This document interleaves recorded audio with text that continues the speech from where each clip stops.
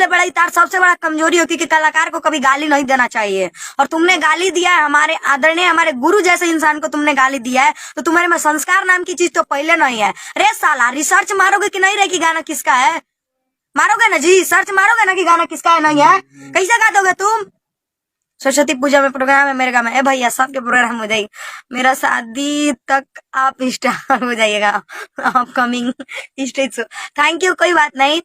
अब मुझे बस इतना ही जानना है कि भाई मेरा गाना चुराए हो तो तुम हमें से इज्जत से नहीं बात करोगे जी, हमें से चढ़ के बात करोगे। जो उस गाने को म्यूजिक दिया है, जो उस गाने को लिखा है, वो चूतिया है, वो पागल है, वो झूठ बोल रहा है। हाँ, वो पागल है, झूठ बोल रहा है कि तुम 6 महीना पहले गाना रिलीज हो गया है। अरे साला तुम लोग थथराई बतियाते हो, थथराई बतियाते हो और कुछ नहीं। तुम लोग इंसान हो जी। ये बेचारा गाया, पूछे ही कितना मेहनत किए होंगे इसके लिए।